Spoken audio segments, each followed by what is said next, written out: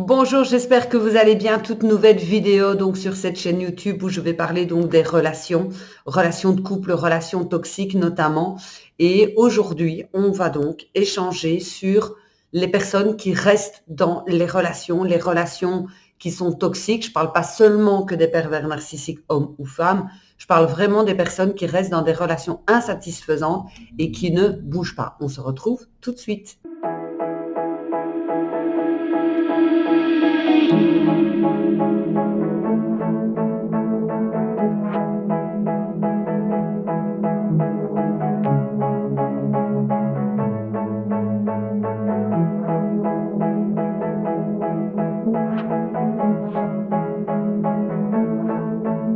Donc, aujourd'hui, comme je vous l'ai dit, on va parler donc de ça. Et peut-être que vous êtes dans le cas, si vous regardez donc cette vidéo, vous vous dites, je vais quand même la regarder, on ne sait jamais, même si j'ai remarqué que les personnes qui sont dans des relations insatisfaisantes n'ont pas envie spécialement de le voir. C'est-à-dire qu'elles mettent des œillères parce qu'elles se disent, si jamais j'ai vraiment cette grosse prise de conscience que je suis dans une relation toxique, dans une relation qui ne me convient pas, eh bien, il y a de fortes chances que je quitte la personne. Mais seulement, j'ai des sentiments pour elle.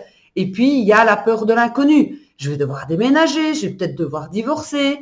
Où est-ce que je vais me retrouver? Financièrement, ça risque de poser des problèmes, etc. Pourquoi est-ce que je ne bouge pas? Alors, ici, je vais vous donner des petits trucs si vraiment vous n'arrivez pas pour des raisons X ou Y à partir. Ça peut être des questions financières, vous avez peut-être des enfants, ou bien il y a différentes choses qui font que. Donc, même si moi, je préférerais que vous vous en alliez si vraiment la relation est toxique, très toxique. Mais maintenant, si vous estimez que dans la relation, en fait, on ne vous écoute plus, il y a même plus un petit peu de romantisme, vous êtes un peu un meuble Ikea, une plante verte qu'on a mis sur le côté, on ne fait pas attention à vous, vous avez le pouvoir, vous, entre les mains, de changer les choses. Beaucoup de personnes attendent, malheureusement, que le changement vienne de l'extérieur. C'est l'autre personne, il n'a qu'à changer. Ça me semble clair, net et précis. Cette personne n'a qu'à changer.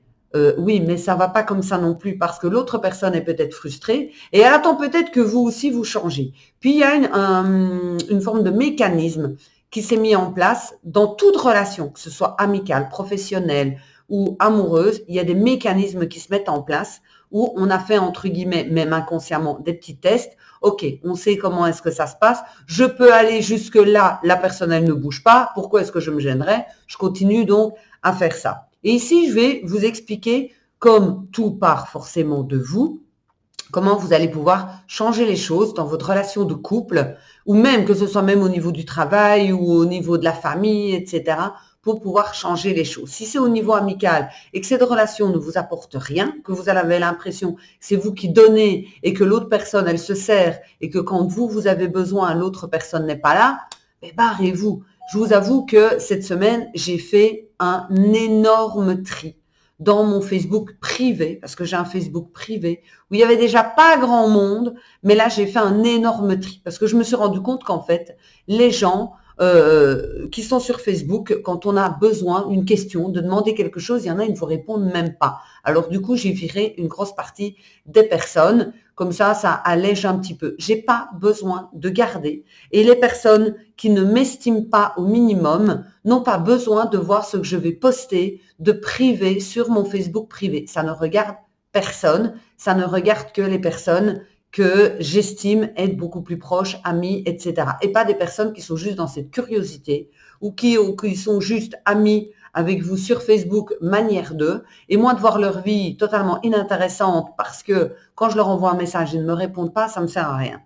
Donc ici, je vais parler de la relation au niveau familial où parfois on n'a pas trop le choix de devoir se coltiner la famille.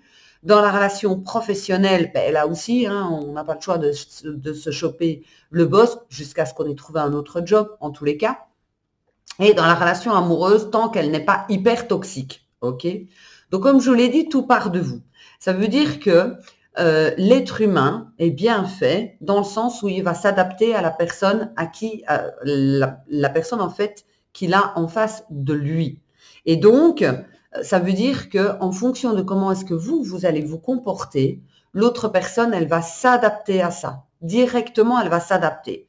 Je vous donne un exemple. Imaginons que, en règle générale, quand votre patron, par exemple, votre patron vous manque de respect, donc il vous manque de respect, il hurle, il vous les fait toutes, etc. Imaginons que soit vous pleurez, soit vous ne dites rien, soit vous courbez le dos et que vous êtes en mode j'encaisse, j'encaisse, j'encaisse. Pour le patron, il se dit bah, je peux continuer et je peux monter encore plus parce que la personne de toute façon elle ne réagit pas et je peux vider toutes mes frustrations, mes colères, tout ce qui m'énerve dans ma journée, je peux la déverser sur cet employé parce que de toute façon, il ou elle ne bouge pas. Et vous vous dites, est-ce qu'un jour, ce patron va finir par se calmer? Non. Pourquoi? Parce que vous avez laissé faire et la personne qui est toxique, le patron en l'occurrence, ne va pas se dire un jour, comme ça, pouf, tiens, peut-être que j'y vais un peu fort, il faudrait peut-être que j'y aille un petit peu plus doucement et que j'arrête d'être si désagréable. Oh, allez, je me rends compte en fait que je pousse le bouchon. Non, parce que pour cette personne, c'est normal. De un, c'est normal parce que cette personne, ce patron, agit comme ça avec d'autres personnes. Et en plus de ça, vous avez toujours laissé faire. Vous mettez patron, conjoint, c'est la même chose. Hein. Donc, ce que je vais vous inviter à faire, c'est à changer vraiment la relation entre les deux. Et la seule façon de changer la relation, c'est vous devez agir. Donc, il y a plusieurs façons d'agir dans le cas de figure que je vous ai donc expliqué. Le patron qui hurle, qui vous manque de respect, c'est déjà de jouer sur votre non-verbal. Votre non-verbal, c'est je baisse pas la tête, je reste bien droit, je regarde la personne droit dans les yeux et je n'ai pas forcément d'expression. Ça veut dire que tout ce que tu peux me dire ne me touche absolument pas. Ça ne me touche pas, je m'en fous, je m'en bats les steaks, m'en bats les couilles si vous voulez, donc ça ne me touche pas. La deuxième chose, c'est de l'interrompre, de ne pas le laisser hurler. Vraiment pas. Parce que énergétiquement, vous vous ramassez la dose et puis après, vous avez des maux de dos. Vous dormez mal la nuit. Et l'autre, il est tout allégé parce qu'il s'est déchargé et tout va bien. Non. Dès que la personne commence, vous dites calmement, poliment, gentiment, vous dites, écoutez, là, je sens que vous êtes énervé, on va reprendre cette conversation plus tard. Vous pouvez même aller jusque, écoutez, là, vous me manquez de respect, moi, je ne suis pas là pour vous entendre hurler. Si vous voulez qu'on en parle calmement, vous revenez vers moi plus tard. Alors peut-être qu'il va se mettre à hurler encore plus fort en disant, oui, c'est moi le patron, si j'ai envie de gueuler, je gueule, je fais ce que j'ai envie, etc. Vous allez le faire une fois, deux fois, trois fois. La personne, elle aura compris que ça ne sert à rien de venir près de vous en hurlant. Ça ne sert strictement à rien, vous aurez cassé. Mais pourquoi? Parce que vous aurez agi de votre côté. C'est la même chose quand vous êtes en couple. Quand vous êtes en couple, on attend souvent que l'autre personne fasse des efforts. J'aimerais vraiment que cette personne soit plus attentionnée, plus attentive. Ça fait 20 ans qu'on est ensemble, j'ai rien à Saint-Valentin, je ne suis qu'un meuble, la personne s'en fout, etc. Commencez-vous de un par exprimer vos besoins. Gentiment, encore une fois, dans le calme, etc.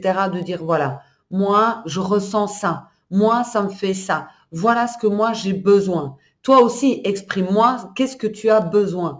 En quoi, pour toi, ça pose un problème?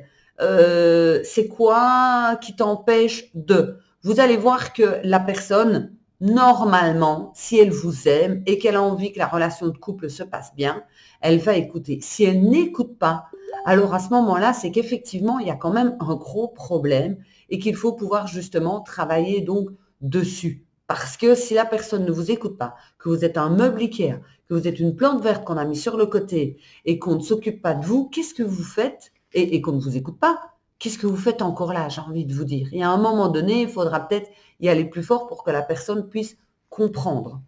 Donc, en tous les cas, à chaque fois que j'ai eu une problématique, et franchement, je regrette, même s'il ne faut pas vivre avec des regrets, je regrette de ne pas avoir agi comme ça beaucoup plus rapidement avec beaucoup de personnes.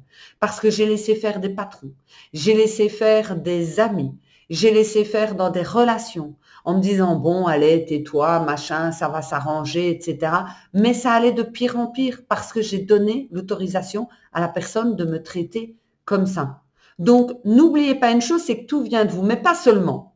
Si ça vient de vous, mais que vous perdez votre sang-froid, vous perdez votre calme, que vous êtes dans l'accusation, que vous êtes dans les reproches, ça ne fonctionnera pas. Si vous vous mettez à hurler, pardon, plus fort que le patron, ça ne fonctionnera pas non plus. Vous devez en fait renforcer cette confiance en vous et cette estime de vous.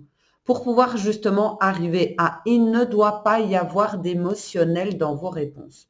Et là, je pense à une cliente que j'ai eue. C'était terminé avec une personne toxique et ils ont recommencé un petit peu à discuter. Elle arrivait à tenir l'échange pour que ça reste calme. Et puis à un moment donné, elle a pété un plomb et lui a envoyé un long message. Mais le problème, c'est que dans ce message, ça sentait l'émotionnel. Je suis en colère, je suis fâchée, je suis triste, etc. Et donc, tant qu'il y a de l'émotionnel, ça veut dire que la personne sait que vous pouvez plier. Quand il n'y a pas d'émotionnel, c'est-à-dire je fais comprendre à mon patron qu'on ne me parle pas comme ça, mais ça ne me touche absolument pas, ces menaces de me virer ne me touchent absolument pas, ça fonctionne.